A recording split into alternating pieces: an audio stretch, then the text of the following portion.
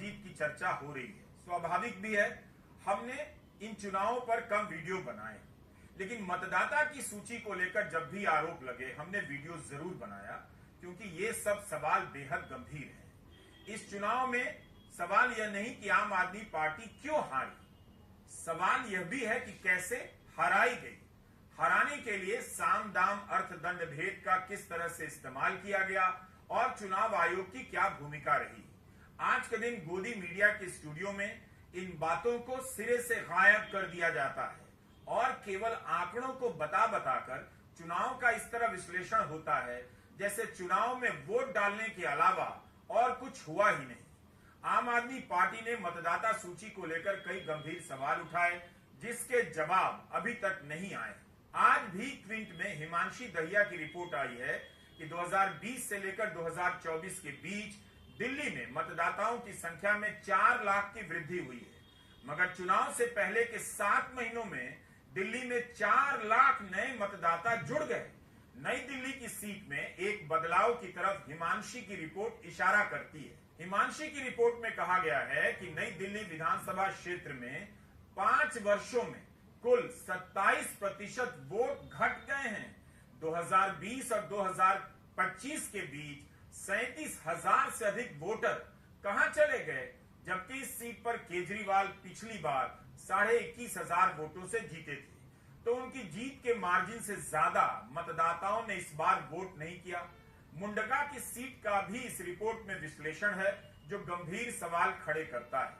राहुल गांधी ने 7 फरवरी की press conference में कहा था कि महाराष्ट्र में लोकसभा और विधानसभा के बीच के 5 महीने में 40 लाख नए वोटर जोड़े गए, जबकि इतने वोटर जोड़ने में 5 साल लगे थे। ये सवाल रहेंगे और चुनाव आयोग की तरफ से इनके जवाब आने चाहिए।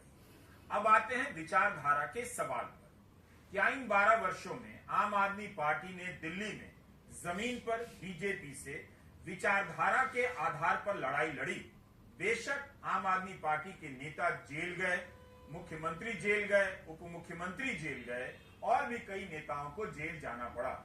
आम आदमी पार्टी के लिए सरकार चलाना कभी आसान नहीं रहा। विधायकों पर जब तक मुकदमा हो जाता था, उनके घरों और ठिकानों पर छापे पड़ जाते थे, वे आपको छोड़कर बीजेपी में चले जाते थे। अभी कहा जा रहा है कि आम आदमी पार्टी टूट जाएगी, यह कोई बड़ी बात नहीं है। जब आप जीत रही थी तब भी वो टूट रही थी और तोड़ी जा रही थी। आम आदमी पार्टी ने भी खुद से प्रशांत भूषण और योगेंद्र यादव को निकाला, लेकिन तब भी योगेंद्र यादव और प्रशांत भूषण ने सिद्धांतों के आधार पर छापों और गिरफ्तारियों का विरोध किया। यह सब हुआ, लेकिन राजनीतिक चर्चाकारों और वोटर के एक बड़े हिस्से के मन में जो संदेह उभरा था वह दूर नहीं हुआ। वो आम आदमी पार्टी को आरएसएस की छाया से निकलने और चलते रहने वाले संगठन के रूप में देखने लगा। शुरुआत में इस बात की परवाह उन लोगों ने भी नहीं की जो देश में नई राजनीति की धारा चाहते थे, लेकिन 2014 के बाद से आरएसएस का सवाल बड़ा होने लगा, खासकर तब जब भारत जोड़ो यात्रा के दौरान और उसके बाद राहुल गांधी आरएसएस को लेकर सीधा हमला करने लगे। उसके पहले तक कांग्रेस के बारे में भी कहा जाता था कि इस पार्टी में भी आरएसएस के समर्थक नेता हैं, कभी भी बीजेपी में चले जाते हैं, लेकिन राहुल आरएसएस को लेकर साफ साफ हमला करने लगे। कांग्रेस के सामने यह तस्वीर तब साफ होती है जब राहुल को यह बात समझ में आती है कि संस्थाओं पर हमला केवल प्रशासनिक नहीं है, वैचारिक है और विचारधारा की लड़ाई का भी यह सवाल है। राहुल गांधी ने आरएसएस को टारगेट करना शुरू किया। कांग्रेस ने कभी इस तरह से खुलकर आरएसएस का नाम नहीं लिया, बल्कि आरएसएस का ज्यादा बड़ा विस्तार कांग्रेस के जमाने में ही हुआ।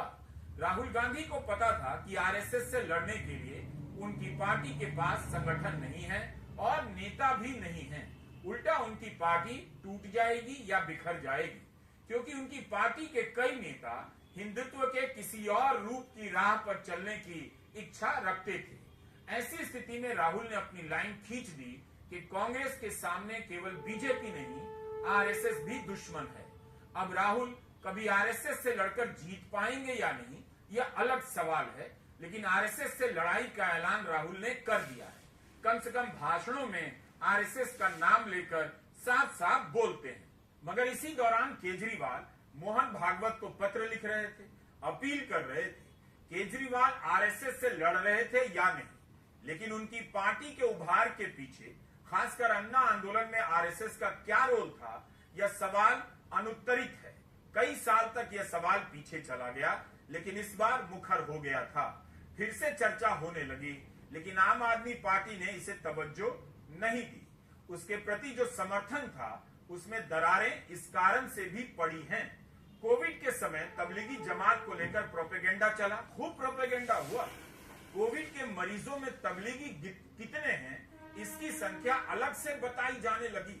खुद केजरीवाल अपनी प्रेस कॉन्फ्रेंस में बताने लगे थे। इसे लोगों ने याद रखा और जंगपुरा से सिसोदिया हार गए, क्योंकि उसी क्षेत्र में तबलीगी जमात का सेंटर है, मरकज जिसे कहते हैं। यही नहीं, दिल्ली दंगों के समय आम आदमी पार्टी की भूमिका को लेकर भी लंबे समय तक संदेह बना रहा, सवालों के बादल मंडराते रहे। आपने कभी भी गिरफ्तार लोगों के लिए आवाज खुलकर नहीं उठाई। इससे हुआ यह कि जो तबका बीजेपी को हराने के लिए आम आदमी पार्टी को कांग्रेस से बेहतर दावेदार मानता था, वह उदासीन हो गया, किनारा भी करने लगा।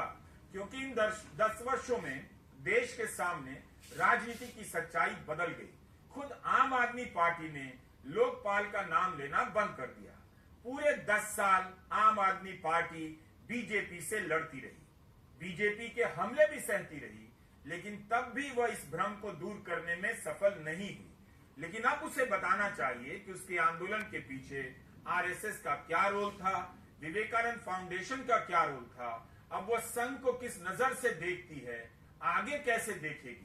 क्योंकि ऐसे कई लोगों को लिखते और पूछते हुए मैंने देखा है, जो इन खतरों को भी ठीक से समझते हैं कि किसी मुख्यमंत्री को जेल में डालना, किसी सरकार के तमाम अधिकारों को छीन लेना कितना खतरनाक होता है। लोकतंत्र का खतरा उनके सामने काफी बड़ा खतरा है। तब भी वे लोग आम आदमी पार्टी पर यकीन नहीं कर पाए और इस बार चुप हो गए या खिलाफ में बोलने लगे। ये लोग कांग्रेस के पक्ष में नहीं बोल रहे थे, बीजेपी के पक्ष में नहीं बोल रहे थे, बल्कि आम आदमी पार्टी को लेकर चुप हो गए। इन लोगों का सपोर्ट आम आदमी को 2 चुनाव में मिला, इस बार नहीं मिला। बीजेपी ने आम आदमी पार्टी पर निर्ममता से हमला किया और आपने भी खूब मुकाबला किया। पार्टी टूटी मगर बची भी रही। तब सवाल उठता है कि आम आदमी पार्टी विचारधारा की जमीन दिल्ली में क्यों नहीं तैयार कर सकी। क्या यह बड़ी बात नहीं कि इतने हमलों के बाद इस पार्टी को अब तक मिट जाना चाहिए था, लेकिन यह पार्टी टिकी रही। हारने के बाद भी दिल्ली में मुख्य विपक्षी पार्टी बनी है। हमारा सवाल दूसरा है। हमारा सवाल है कि क्या आम आदमी पार्टी ने दिल्ली के वोटर को केवल हिंदू वोटर समझकर गलत किया, केवल बीजेपी का वोटर समझकर गलत किया? ज्यादातर वोटर तो कहीं भी हिंदू ही हैं। मेरा मतलब बीजेपी के हिंदुत्व का वोटर समझने से है। क्या केजरीवाल यह नहीं देख पाए कि दिल्ली में उन्हें वो लोग वोट करते हैं जो बीजेपी को हराना चाहते हैं? केजरीवाल को लगा कि दिल्ली का वोटर राजनीतिक मिजाज में एक ही है। दिन को वह बीजेपी को वोट करता है, दोपहर में आपको। लेकिन बीजेपी ने कभी इस तरह से नहीं देखा और स्वीकार नहीं किया। आपको राजनीति के मैदान में कभी चैन की सांस बीजेपी ने नहीं लेने दी और नतीजा यह हुआ कि लड़ते लड़ते केजरीवाल भी वही करने लगे जो बीजेपी करती थी। उनकी भाषा भी बदल गई और उनके राजनीतिक कार्यक्रम भी। तीर्थ यात्रा कराने लगे, आरती करने लगे, बजरंगबली को आराध्य बनाया। पिछले चुनाव में यहां तक कहा कि सभी विधानसभा क्षेत्रों में महीने के पहले मंगलवार को सुंदरकांड कराएंगे, हनुमान चालीसा कराएंगे। अब यह कितना हुआ मैं नहीं जानता। राम मंदिर उद्घाटन के समय उन्होंने कहा हर विधानसभा में सुंदरकांड का पाठ करवाएंगे और किया भी। आम आदमी पार्टी ने दिल्ली के मतदाताओं को यहीं तक समझा और दिल्ली के मतदाता के सामने वह अपने झंडे में एक अलग रंग के झंडे में लपेटकर उन्हीं मुद्दों को पेश करती हुई नजर आई जिसके सबसे बड़े मार्केटिंग मैनेजर नरेंद्र मोदी हैं। नतीजा यह हुआ कि दिल्ली के वोटर के सामने कभी यह साफ नहीं हुआ कि आम आदमी पार्टी और बीजेपी में क्या अंतर है। कांग्रेस ने भी 2014 के बाद से भारत की राजनीति को इसी तरह से समझा था। राहुल गांधी भी केदारनाथ मंदिर जाते हैं, लोकसभा में भगवान शिव की तस्वीर दिखाकर अभय मुद्रा की बात करते हैं, लेकिन उनका यह रूप पहले के उस रूप से काफी अलग है जब वे 2014 के बाद मंदिरों के दर्शन करने जाने लगे थे और चक्कर लगा रहे थे।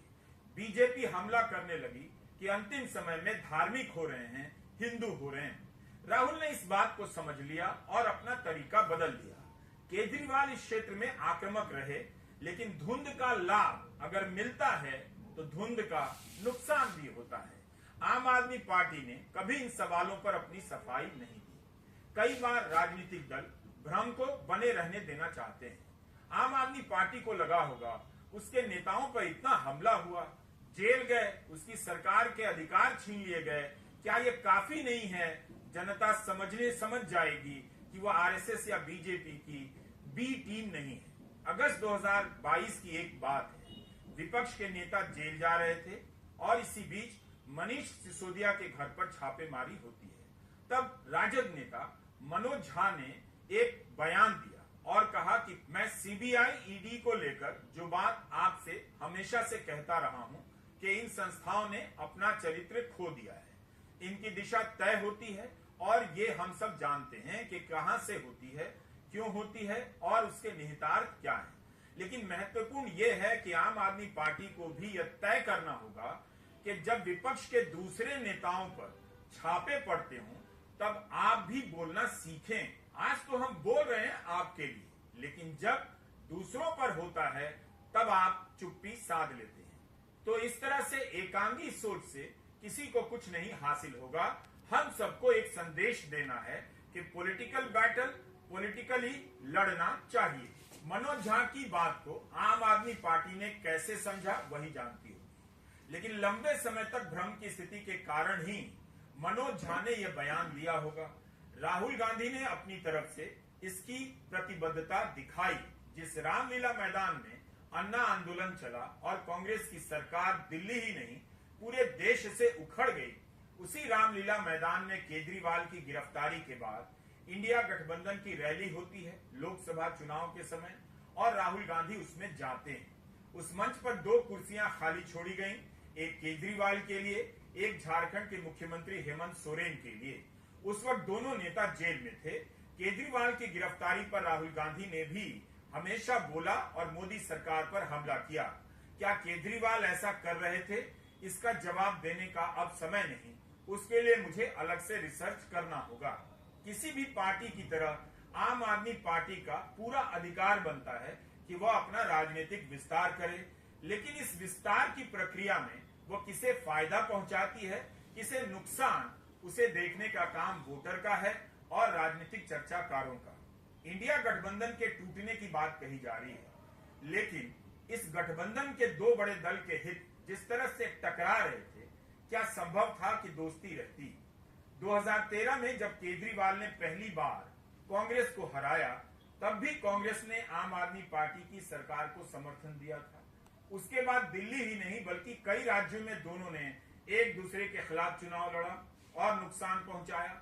आम आदमी पार्टी को लेकर कहा जाने लगा कि कांग्रेस को हराने दूसरे राज्यों में जाती है। 2024 के लोकसभा चुनाव में आम आदमी पार्टी और कांग्रेस ने मिलकर चुनाव लड़ा, मगर इस बार आपने अपनी तरफ से 70 उम्मीदवारों का ऐलान कर दिया। जाहिर है गठबंधन की गुंजाइश नहीं बची थी। इंडिया गठबंधन को केवल दलों के गठबंधन के रूप में नहीं देखना चाहिए। इस गठबंधन के मूल में, बुनियाद में एक सवाल है, विचारधारा का सवाल, और वह सवाल आरएसएस और बीजेपी से बिल्कुल अलग है। अगर आप इस गठबंधन को विचारधारा की नजर से नहीं देखते हैं, विचारधारा में स्पष्टता की नजर से नहीं देखते हैं, तब फिर आप इंडिया गठबंधन को पूरी तरह से नहीं देखते हैं। कई बार नेता काम की राजनीति के नाम पर विचारधारा से बचने की कोशिश करते हैं, हर दल के नेता करते हैं, लेकिन क्या केजरीवाल दिल्ली में विचारधारा की अलग जमीन बनाते तो और बात होती। राजनीतिक विचारक इस प्रश्न पर सोचेंगे और मुझसे बेहतर जवाब देंगे, लेकिन यह सवाल है कि क्या केजरीवाल ने दिल्ली की जनता को ठीक से समझा, उसे दिल्ली का वोटर समझते तो क्या अलग नतीजे होते, कहना मुश्किल है। यह सही है कि दिल्ली में बीजेपी का आधार काफी मजबूत रहा है, तब भी बीजेपी 3 बार शीला दीक्षित से नहीं जीत पाई। अगर दिल्ली में बीजेपी का आधार इतना बड़ा था, तब बीजेपी शीला दीक्षित को क्यों नहीं हरा सकी? किसी के पास इसका जवाब नहीं। 2015 में क्यों नहीं हरा सकी आम आदमी पार्टी को बीजेपी, जिस कांग्रेस को एक नई बनी पार्टी ने पहले ही चुनाव में आसानी से एक झटके में हरा दिया था। इस बार केजरीवाल उतने स्मार्ट नजर नहीं आए। जिस तरह लोकसभा के समय जेल से आते ही उन्होंने योगी और मोदी के बारे में बयान देकर सनसनी फैला दी, जिसे काउंटर करने के लिए बीजेपी को आगे आना पड़ा कि नरेंद्र मोदी ही 2024 के बाद प्रधानमंत्री रहेंगे, उनके हटने का कोई सवाल नहीं। इस बार केजरीवाल कई तरह की चूक करने लगे। मफलर मैन की तरह वापसी करने वाले केजरीवाल गफलत में फंस गए। यमुना नदी में जहर मिलाने के उनके फालतू बयान को लेकर बीजेपी ले उड़ी। बीजेपी को गुंडा पार्टी कहना और गाली गलौज पार्टी कहना काम नहीं आया। दूसरी तरफ बीजेपी 8वें वेतन आयोग की घोषणा कर रही थी। महिलाओं के खाते में आपके 2100 रुपए के बदले 2500 रुपए देने की बात कर रही थी। बीजेपी ने किसी को भी मुख्यमंत्री का चेहरा नहीं बनाया, लेकिन तब भी बीजेपी दिल्ली जीत गई। दिल्ली की जनता एक नए राजनीतिक प्रयोग को मौका देना चाहती थी। 10 साल दिया भी। दिल्ली की जनता ने एमसीडी में आम आदमी पार्टी को भी मौका दिया, लेकिन दिल्ली की साफ सफाई की स्थिति बेहतर नहीं हुई। दिल्ली में काम एक मुद्दा बन गया और केजरीवाल यह नहीं समझा पाए कि दिल्ली की यह हालत क्यों हुई। दिल्ली की सरकार के अधिकार लिए गए, उपराज्यपाल के सहारे दिल्ली की सरकार चलाई गई, एमसीडी में रोक टोक की गई, सरकार काम न कर सके उसके लिए मुख्यमंत्री और मंत्री को जेल में डाला गया। बीजेपी ने अपनी पूरी ताकत झोंक दी। आंध्र प्रदेश के मुख्यमंत्री चंद्रबाबू नायडू ने शहादरा में प्रचार किया। तेलुगु भाषी नेता शहादरा में क्यों गए थे? क्या आपने इसे नहीं समझा? बुराड़ी में जनता दल यूनाइटेड के तमाम नेता बिहार से आकर प्रचार कर रहे थे। ये और बात है कि बुराड़ी से संजीव झा चुनाव जीत गए आम आदमी पार्टी के। रणनीति और तकनीकी में बीजेपी को हर बार चौंका देने वाली आम आदमी पार्टी बीजेपी से इस बार क्यों पिछड़ गई, इस पर पार्टी ही विचार करेगी। केजरीवाल की सबसे बड़ी ताकत थी नैतिकता, उनकी ईमानदारी। उनके जेल जाने से जितना उनकी छवि को नुकसान नहीं हुआ, उससे कहीं ज्यादा शीश महल के अभियान से हो गया। हर मुख्यमंत्री का घर ऐसा ही होता होगा। क्या पता दिल्ली में ही कई केंद्रीय मंत्रियों के घर इससे भी भव्य होते होंगे। लेकिन बीजेपी केजरीवाल के खिलाफ मुद्दा बनाने में सफल हो गई। बीजेपी ने उनकी सादगी और ईमानदारी की छवि को संदेह के दायरे में ला दिया। संसद के भाषण में भी प्रधानमंत्री शीश महल को लेकर भाषण देते रहे। दिल्ली में बीजेपी की जीत बहुत बड़ी है, लेकिन कांग्रेस को यह नहीं समझना चाहिए कि आम आदमी पार्टी की हार से उसकी राह दिल्ली में आसान होने वाली है। भारत की राजनीति का यह दौर 1-2 चुनावों से नहीं बदलने वाला।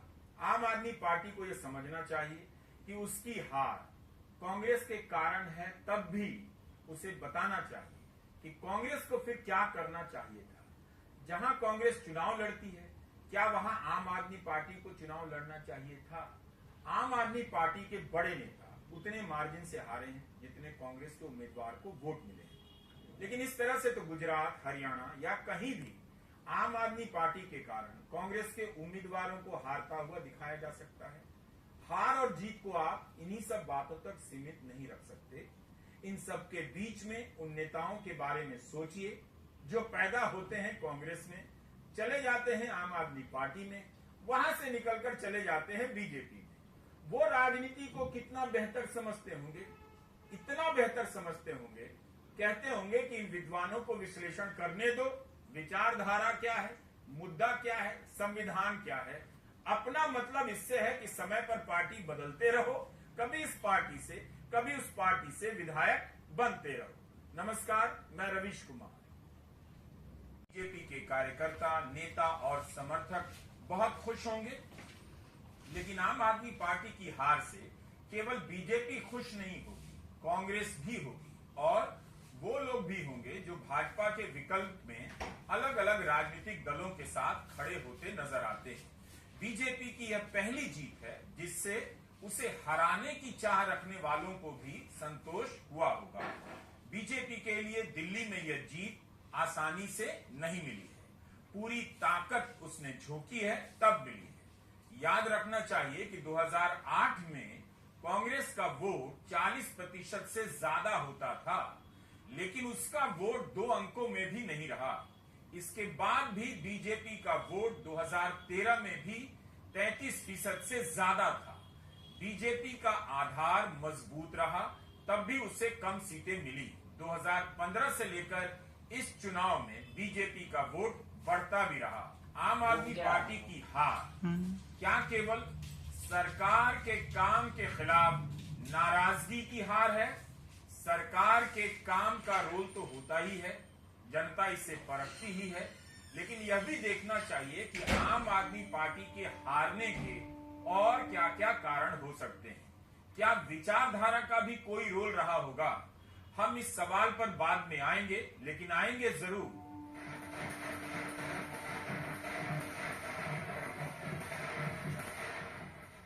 सत्ताईस साल बाद दिल्ली में बीजेपी की वापसी हो रही है। बीजेपी के लिए यह बड़ा सियासी लम्हा है। 2014 में मोदी लहर थी और उस लहर के दौरान 2015 में जब विधानसभा के चुनाव हुए, दिल्ली की जनता ने दिल्ली के लिए बीजेपी को नहीं चुना।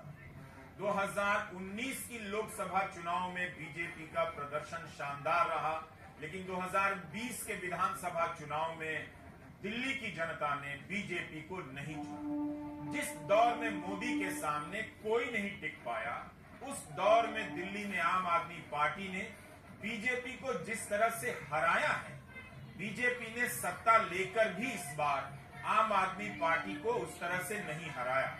2015 में बीजेपी को दिल्ली में 3 और 2020 में 8 सीटें आई थी। 2020 के मुकाबले बीजेपी का वोट प्रतिशत 7% बढ़ा है और आम आदमी पार्टी का करीब 10% घट गया है। सोचने की बात यह है कि 2024 के लोकसभा चुनाव में नरेंद्र मोदी कमजोर तो पड़े, मगर उस स्थिति में केजरीवाल की पार्टी चुनाव हार गई। 27 साल बाद बीजेपी की दिल्ली में सरकार बनेगी और 2013 के बाद दिल्ली में केंद्र और राज्य दोनों में एक पार्टी की सरकार होगी। इसके पहले यूपीए के समय केंद्र और दिल्ली में एक पार्टी की सरकार थी, अब बीजेपी की होगी। बीजेपी को हर तरह की सीटों पर जीत मिली है दिल्ली में। 2013 के चुनाव में बीजेपी को 33% वोट मिला। 2015 में मामूली गिरावट हुई, मगर तब भी तकरीबन 1/3 वोट बीजेपी के पास रहा। 2020 में बीजेपी का वोट प्रतिशत बढ़कर 38% से अधिक हो गया। अरविंद केजरीवाल चुनाव हार गए। नई दिल्ली की जिस सीट से उन्होंने 3 बार की मुख्यमंत्री शीला दीक्षित को हराकर तहलका मचाया था, उसी सीट से चुनाव हारे। प्रवेश वर्मा से हार गए। कांग्रेस के संदीप दीक्षित को मात्र 4,500 के आसपास वोट मिले। इसलिए यह कहना सही नहीं होगा केजरीवाल को कांग्रेस ने हराया है। प्रवेश वर्मा ने केजरीवाल को हराया है। मनीष सिसोदिया भी हार गए। सौरभ भारद्वाज, सत्येंद्र जैन भी हार गए। जीतने वालों से ज्यादा चर्चा हारने वालों की हो रही है, क्योंकि इनके सामने बीजेपी कई प्रयासों में भी नहीं जीत पाई। दिल्ली की मुख्यमंत्री आतिशी सिंह चुनाव जीत गई हैं, लेकिन अब इस जीत का कोई मतलब नहीं रहा। आम आदमी पार्टी ने चुनाव से पहले ही हार का अंदेशा कर लिया था। केजरीवाल जेल से बाहर आते ही अपना पद छोड़ देते हैं और आतिशी सिंह को मुख्यमंत्री बना देते हैं, ताकि केजरीवाल चुनाव पर ध्यान दे सकें। इसके बाद भी केजरीवाल अपनी पार्टी को जीत नहीं दिला सके और अपनी भी सीट नहीं बचा पाए। आम आदमी पार्टी को यह भी सोचना होगा कि क्या मुख्यमंत्री पद छोड़ने का फैसला सही था। यह भी सोचना होगा कि आतिशी सिंह का दिल्ली की जनता के साथ कोई जुड़ाव क्यों नहीं बना, या उनकी जगह किसी और को मुख्यमंत्री बनाया जाता तब क्या होता।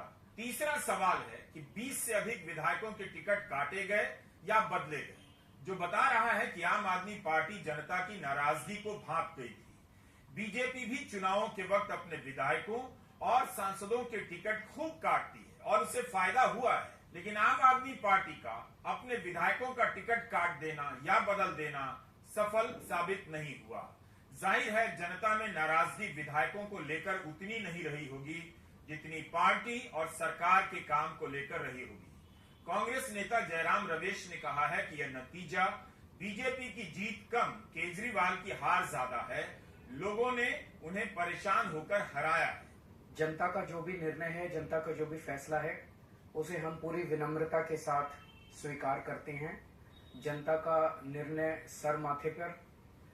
मैं भारतीय जनता पार्टी को इस जीत के लिए बहुत बहुत बधाई देता हूं और मैं उम्मीद करता हूं कि जिस उम्मीद के साथ और जिस आशा के साथ लोगों ने उनको बहुमत दिया है, वो उन सभी उम्मीदों और आशाओं पे पूरा उतरेंगे। हम न केवल एक कंस्ट्रक्टिव ऑपोजिशन का रोल निभाएंगे, बल्कि हम समाज सेवा, जनता के सुख दुख में काम आना, व्यक्तिगत तौर पे जिसको भी जो जरूरत होगी, हम लोगों के सुख दुख में हमेशा काम आएंगे।